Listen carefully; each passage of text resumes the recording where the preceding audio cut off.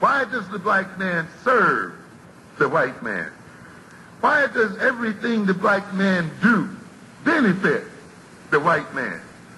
Why does the black man say freedom is doing what I want to do? And why is it that everything he wants to do enriches the European? Welcome to the desert of the real. We ought to forget that there's a very definite relationship between business and military strategy. In fact, business and military strategy are one and the same. And that's one of the reasons why the Japanese and the Orientals are very good at their economic strategy, because military science is a built-in part of their culture. And to a great extent, unlike Africans, whose warriorhood should have been transferred into business, the Japanese transferred Bushido and their warriors into the art of doing business. And they are still then at war with the Western nations. They never stopped. They just changed their tactics and hid their strategies under other guises. Ultimately, they will win the war against the West. The World War II wasn't nearly the end, ladies and gentlemen. It was only a battle. If you read the Wall Street Journal a few weeks ago, you would recognize that that paper is already indicating that they expect, should nothing divert this course, that the Chinese economy, which is the fastest growing economy in the world today, the third largest economy in the world today, by the year 2020-25, will be larger than the United States economy and the economy of Western Europe combined. And of course, I've spoken to you on a number of occasions to try to get you to understand that our struggle is not just against European men, but our struggle is against any ethnic group that threatens to oppress us. European man is basically on his way out anyway, and we talked about that in the last session. And I've asked the question, are we to gain liberation from the Europeans only to fall under another 1,000 years of oppression from the Orientals?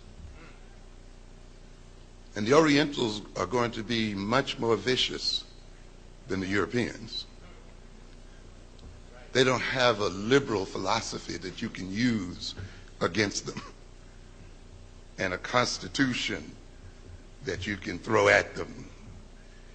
They don't have that liberal image that they try to protect like the white folk that you use to tie them up with. They owe you nothing.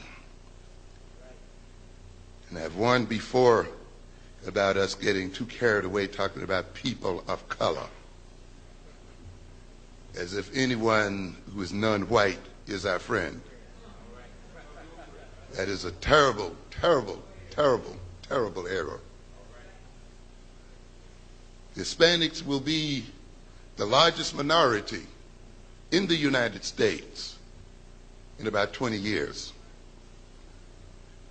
And you're going to learn what people of color are about.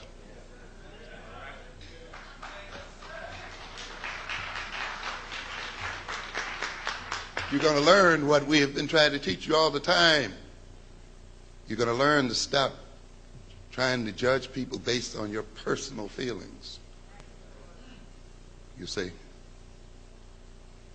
we had this guy, Madhabani, wrote some book here based on he and his wife living together.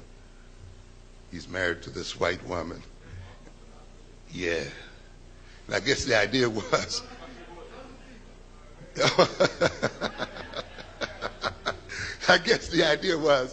I think the idea was if she and I can live together, we can all live together. What a joke. This is nonsense. This is pure nonsense. It's pure nonsense.